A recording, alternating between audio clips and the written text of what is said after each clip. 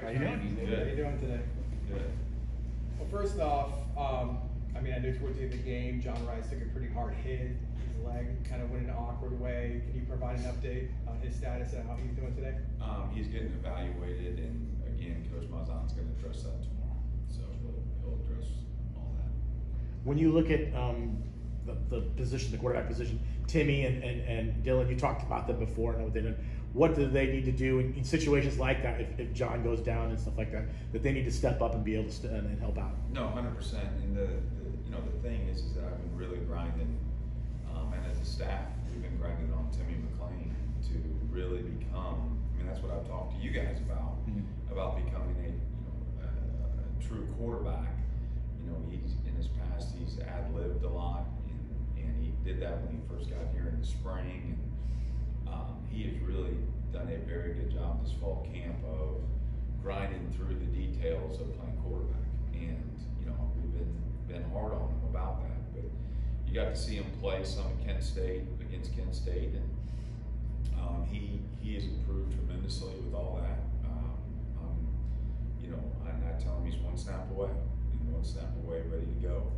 And his practice habits and his work ethic off the field, and asking questions and dialed in meetings and doing everything ready to go play. He is again done a great job this week preparing to play.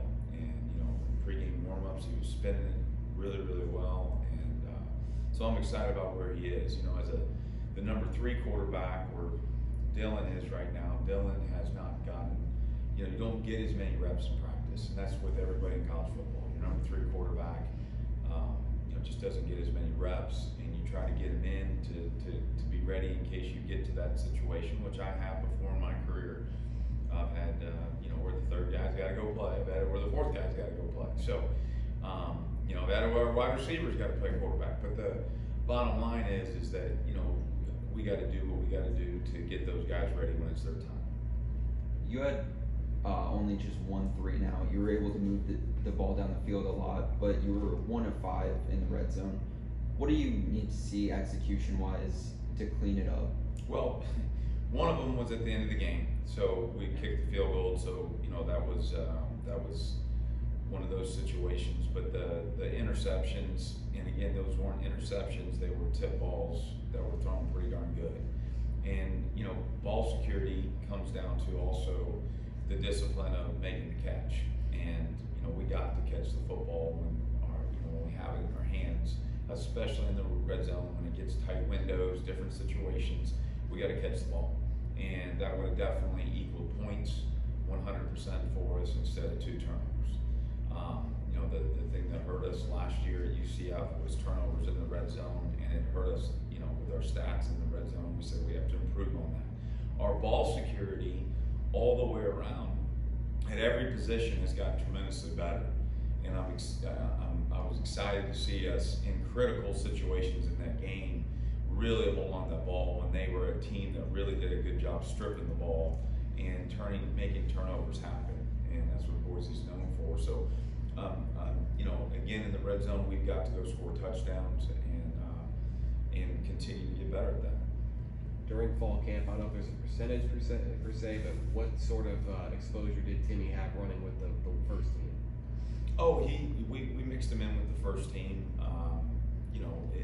Again, not a ton, but he got reps with the first team, especially in scrimmages, because John Rice went the first half of the scrimmage with the gold, and we put Timmy with the gold. We took out different players in situations, so he's done that before, obviously, and so he's had reps with them and all that. But so it's a situation where again we roll quarterbacks all the time, and I got John Rice with the 2s because he's got to go play with those guys sometimes also. Colton obviously had a really good day yesterday, big game winner, 50-yarder, 55-yarder. Obviously, won't have the elevation to maybe help in the future, but how much does having a kicker who's reliable from distance change maybe how you think about what place to call when you get closer to that range, or what kind of relief does that give you as a player? It doesn't change play calling at all. It doesn't change. When I say that, it just we know his yardage. Like we know right now he's this yard line, and when we cross that, we know we have a great possibility of 3 points, and now let's go get 4 more. And that's what we think about. We don't think about, we want to go score every time we get down there touchdowns. We don't, but we do know, and it was being talked about, and we did that in our 2-minute drill. Coach Malzahn put us in harder situations in camp where we had 1 minute and 5 seconds and 1 timeout, and he started us on the 20-yard line. He said we had to go down and kick a field goal to tie the game, and so we were in those situations quite a bit, and that's the situational football that we talked about during camp that he put us in. And sure enough, it came in the game 2 that we needed to go do that, and we had 148 with 2 timeouts. So it was, that's a lot more than 105 with 1 timeout. So it was, we practiced against hard situations, and it paid off, and we went down and got him in position to go make the field goal. Coach, can you talk a little bit about your mindset or philosophy as a play caller in the red zone? Are you like a just pound it in and get it type of guy, or are you the kind of package plays and changes per week? Do you kind of go with the tendency? Like, what is your mindset going into the red zone when you get the ball, especially inside the 10 or 5-yard line? Well, as coaches, we look and see what the tendencies are of the defense. Are they a 0 team? Are they a bleed but don't? We're going to bleed, but we're we're going to make you snap it again. We're going to give you stuff, but we're going to make you snap it, but we're not going to pressure you. But if you get a team that's a huge pressure team, somebody's band's playing one way or another, we got to be ready for those things. So that determines what your play call is. And there's different philosophies from different defensive coordinators on what they do in the red zone and who they are. And every week we look at that and we come up with packages to be able to go, okay, hey, we need to throw it because they're not going to let us run it, or they're going to pressure us to death, or they're a big drop 8 team and they're going to be in a situation where they're going to have you run it and rally to the football. So we game plan based on who we're playing. Obviously, running the football is number 1, and we got to run the football and be great at running the football. And then when it's not our time to throw, we got to throw the ball, and we got to throw and catch in the red zone. What do you think about John Rice's performance overall? He's moving the ball down the field. Easy could have had a couple more touchdowns if not for those bobble passes. What did you think about the entire process? I was really pleased with his performance. I think he had one of his best games maybe since he's been here. As far as leadership and leading the team, and knowing when there was a bunch of RPO situations where he handed the ball off there in the 3rd quarter and made some really good decisions. And then in the halftime, he talked to the team and was like, guys, we're winning this game. We're going to win this football game. And the big thing too on 3rd downs, we weren't doing great on 3rd downs, and Coach Malzahn challenged us, and we were 3 or 4 in the second half, which was huge. We needed to convert 3rd downs, stay on the field, and finish drives, and we did. RJ Harvey in the first half seemed to struggle a little bit with her. Wasn't getting much, but was able to in the second half to really kind of find his rhythm. Was it something Boise State was doing defensively that really kind of limited him in the first half, or was it just maybe he was just still trying to find the holes? Well, it was also situations where you game plan and you go into a game plan and go, okay, this is what we think we can do, and this is what they do, and as we and then you make adjustments, and we made adjustments, and we said we've got to run the football in the second half, and we got to we got to give our backs a chance to be able to go hit holes, and we challenged the offensive line up front that we've got to go move them off the ball, and the running backs did it, and they answered the bell, and we ran the ball very in big sets and did a very good job doing that. Obviously, there's a whole lot of improving and different techniques and everything with the offensive line and everybody that we can get better on every play. But the bottom line is we ran the ball better, and we ran at them, and that was the biggest change in that halftime adjustment. And we did what we needed to do to go win the game. But at the end of the day, you always make adjustments based on kind of what you're thinking in the game plan. And again, we had a very aggressive mentality, going into the game plan of throwing the ball down the field, like I've always said, shots, and then running the ball and RPOing and doing the things that we do. And then in the second half, we did a little bit more big sets and ran the ball right at them. And our running backs did a phenomenal job of finding the holes. And Johnny did a very good job. He made some big runs, and again, the discipline, attitude, toughness, and effort, and everything that we do is so important. And I really was proud of our guys with the adversity, because there was times where we drove the ball from the 3-yard line all the way down, and then it was a turnover. And you didn't see anybody pointing fingers. Nobody did anything. We were on the sideline. We were all together in a hostile environment, and they didn't flinch. That's the bottom line. They didn't flinch. Like, hey, let's put the ball down. Let's go do it again. Let's go do it again. And that's what we did. And again, we had to go do it too at the very end of the game. Late in the game, it looked like John Rice was sliding and he got hit, and there was a review for targeting. Did you guys get an explanation for the no call there? I did. Coach Malzahn can address that in the whole deal. I didn't get any explanation with any of that. So. And did you like his ability to get down more during the game? Yeah, and he was trying to get down in that situation, and it was he slid late, and the guy hit him. But the bottom line is that Coach Malzahn can address all that, because I was not down on the field at that time.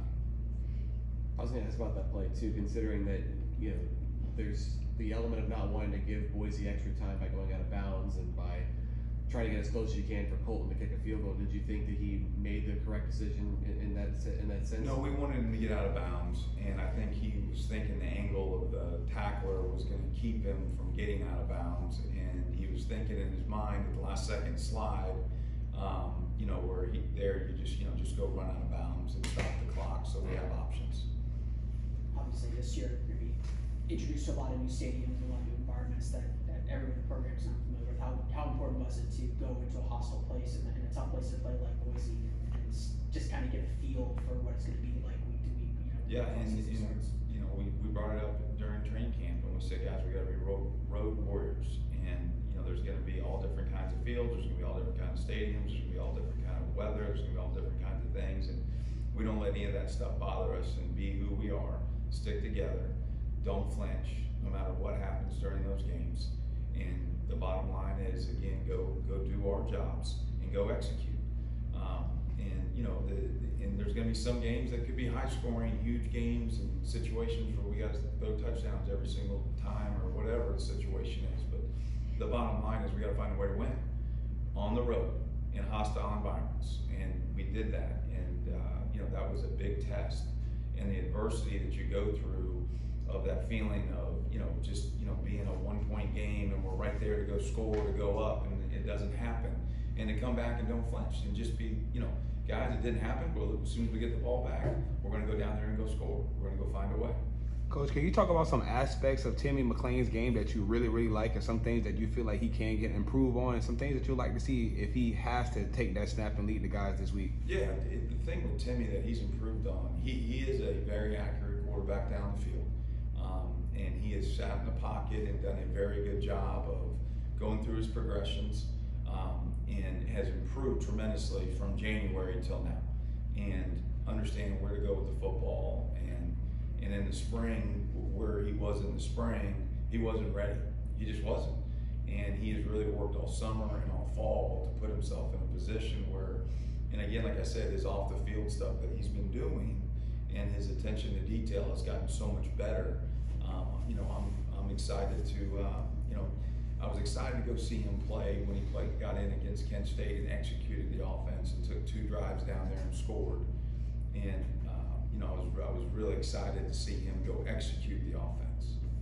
As a cohesion of the offensive line coming together, and there was some false start and some movement stuff. How is that unit kind of coming together with some new players starting? And again, we got to continue, and then I said get better from week 1 to week 2, and we got to get better from week 2 to week 3. Bottom line, and the offensive line, there was a lot of good things that did improve, and there's some things we got to continue to work on. And there was a very, very loud crowd. Those situations, 4th down situations where we had some flinching going on. We can't do that. We can't do that. And we're going to continue to detail those situations, and again get that offensive line where they're feeling more and more comfortable playing together. And the thing that was exciting was to see us be able to drive the ball and run the ball over and over and over and over, and to see that happen on multiple drives there in the second half where we lined up and we're going to run the football, and we did. And when you go 1st and 10 and you're 2nd and 4 or 2nd and 5, that's a good feeling for a play call. So, Darin, you've been through this obviously, and you've coached. When a guy has to step in, a quarterback, a backup, a 2 or a 3, the leadership, the guy stepping in and getting the team to rally around him. How important is that? What can that guy do? What can a player do to kind of build that, or is that something that's built through camp and through the off season? Well, again, I've had multiple situations where we had to play 3 quarterbacks last year at UCF. So the bottom line is that the next guy up, the team has to rally around him. That's our leader now on the field at quarterback. And there's situations where we also have leaders that are pieced together that make our offense that all have to go, hey, we have to rally around whoever's at quarterback. Just like same thing at every position when we have different offensive linemen that have to come in during a game. It's so the bottom line is that the quarterback position is the one that everybody sees because of the ball and he's in his hands. But again, there's different I've had some quiet quarterbacks. I've had some very vocal quarterbacks. I've had different guys. And the bottom line is you got to go lead, first of all, by example in how you play. And then second, you got to be able to communicate with your offensive line and your teammates, what we have to do offensively, and then be able to communicate again with the situational football that we have that happens that's going on during a game. So obviously, I've had young quarterbacks that have had to play, and you got to kind of shrink the game plan around them. Okay, this is what we're doing, so we don't give them too much. And then there's some guys that can handle more. There's some that are athletic quarterbacks, some that are pocket guys, and you got to be able to curtail around them to have them be successful. Coach, can you talk a little bit about your wide receivers responding to adversity? Javon and Kobe with drops ended up coming back in big moments. I think Kobe had his most career yards in a game. Can you just talk a little bit about that? Well, the Javon, he would catch that 999 out of 1,000, and the situation happened and he didn't flinch. He came to the sideline and said, "My fault, it's my bad," and not one person flinched on the sideline, and he went and made a big, huge third down catch in the 4th quarter. And he was blocking. If I showed you clips of him blocking, play in, play out, and him just the effort that he plays with, he has taken his game to another level. So very, very proud of him. And then Kobe, we've really strained Kobe all camp to be ready for your opportunity, but you have to go perform in practice and go do it on Saturdays. You don't just show up on Saturday and do it. And Kobe took steps to put himself in that position and had a big game. And we need him to continue to do that. But we also needed him to be a leader. We need him the minute you think you arrived, that's when you go downhill, and that ain't gonna happen. And we still got a long way to go as far as being really, really good.